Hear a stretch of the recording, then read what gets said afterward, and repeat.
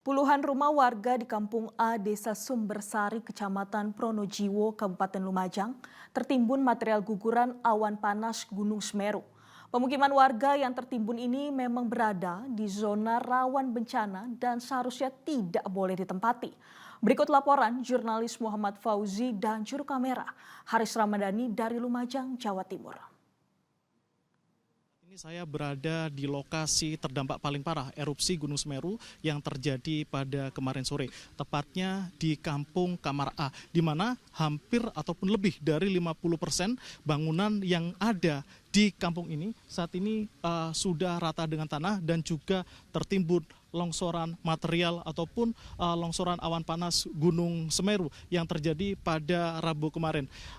Jika kita lihat, selain adanya pasir-pasir dan juga yang saat ini masih mengeluarkan asap tebal, juga terlihat beberapa batu yang berdiameter antara 2 hingga 3 meter. Untuk lebih detailnya terkait dampak erupsi yang terjadi pada hari Rabu kemarin, kita akan berbincang dengan Sekda Kabupaten Lumajang, Bapak Agus Triyono. Bapak, mohon izin bisa dijelaskan kondisi terkini di Kampung Kamar A ini seperti apa pasca erupsi kemarin, Bapak?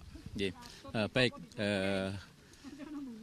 Dengan bencana erupsi Semeru ini, penduduk atau warga di Kecamatan Pronojiwo dan Kecamatan Candipuro itu relatif sudah hafal dalam tanda kutip aktivitas Semeru. Sehingga kemarin begitu ada tanda-tanda erupsi dari Semeru dari pos pemantauan Gunung Sawur, ya, kemudian sirine hidup karena potensi getaran awan panas semakin tinggi, masyarakat secara sadar diri mereka melakukan pengungsian di tempat-tempat yang beberapa waktu itu sudah kita tentukan tempat-tempat pengungsian yang aman. Sehingga sampai dengan hari ini, dengan erupsi kemarin, relatif tidak ada korban jiwa, kemudian ternak, ya, tetapi kalau kebun jelas, ya, kebun jelas. Bapak, informasi yang kita dapat dari masyarakat setidaknya ada lebih dari sekitar 50 hingga 70 rumah warga yang rusak total pasca erupsi ini. Data dari pemerintah kabupaten seperti apa, Pak? Hari ini masih dilakukan pendataan, tapi yang perlu kami sampaikan bahwa lokasi ini adalah ditetapkan sebagai kawasan zona merah sejak tahun 2020. Di mana ketentuannya zona merah itu sudah tidak boleh ada bangunan yang dipergunakan tempat tinggal. Ya, tempat tinggal itu. Jadi mungkin karena dirasa beberapa waktu lalu Semeru ini aman, mungkin warga yang rumahnya dulu terdampak tidak parah, pelan-pelan meskipun sudah mendapatkan rumah hunian tetap, pengungsian, mereka berladang kemudian secara berkala bertahap menempati rumah induknya kembali. Nah, mungkin itu yang dikatakan bangunan rumah. Tapi di catatan kami, bangunan ini mestinya sudah bebas dari hunian. Tapi informasi dari warga sampai kemarin pada saat erupsi, warga masih bertempat di rumah-rumah yang ada di Kamar Kajang ini, Pak. Betul. Berarti seperti apa Pak yang terjadi, Pak? Jadi tadi saya sampaikan, karena warga ini kan bekerjanya di sini, berkebunnya di sini. Dan jarak lokasi Sumbersari, Kamar Kajang, Kamar A ini dengan hunian tetap yang disiapkan pemerintah juga relatif cukup jauh. Mungkin mereka beranggapan biar efektif bekerja di ladang, daripada pulang ke rumah pengungsian, mereka membenahi kembali rumah yang dulunya terkena erupsi 2020. Gitu. Pasca kejadian ini, apa yang akan dilakukan pemerintah Kabupaten Lumajang, Bapak? Ya, tentu yang pertama dalam masa tanggap darurat ini kita mengamankan warga yang berada yang masih menempati zona-zona merah.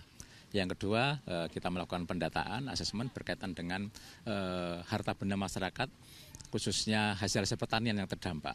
Nah, yang ketiga, kami lakukan pendataan terkait dengan warga yang rumahnya terdampak erupsi total, hancur, ya, yang kemarin belum mendapatkan atau tidak terdapat dalam data pengungsi yang mendapatkan hunian tetap di erupsi 2020.